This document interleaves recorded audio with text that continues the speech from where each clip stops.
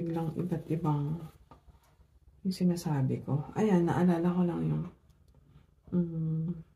sinasabi ko ata kanina is yung hindi ako masyado nag-scroll sa social media. Kasi nga nai-stress ako sa nakikita ko.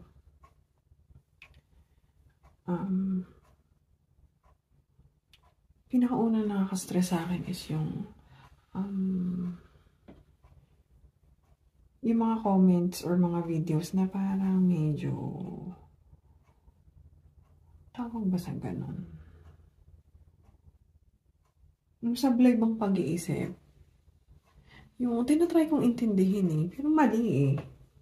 Parang sabi ko, ano bang may tinatry kong isipin kasi na pwedeng yung pinanggagalingan ng mga ganong sagutan or post, meron bang pinanggagalingan na tama? Pero hindi, mali eh.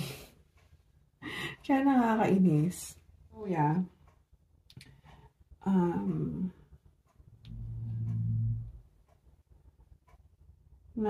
Nagawa ako ng ibang account na ako lang.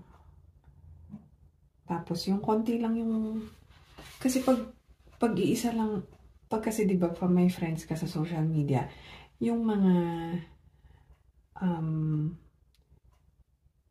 nababrowse nila is maglalabas sa feed mo. So, yun, yung anong nangyari sa akin doon is, ang dami ba nakikita? So, nagawa ko ng isang account na ako lang at saka yung asawa ko. So, siya lang yung friend ko. So, ang nalabas lang is yung mga fina-follow ko, yung mga ni-likes, at saka yung ibang fina-follow niya. So, hindi siya ganun kadami. Hindi ako na-overwhelm sa mga post. Tsaka yung mga tawag dito, hindi naman toxic kasi yung paano ko ba to?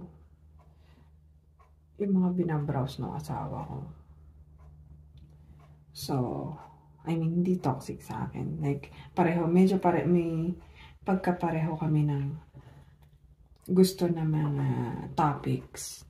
Or yung iba naman, hindi kami pareho is like, na-intriga ako dun sa mga bagay na yun.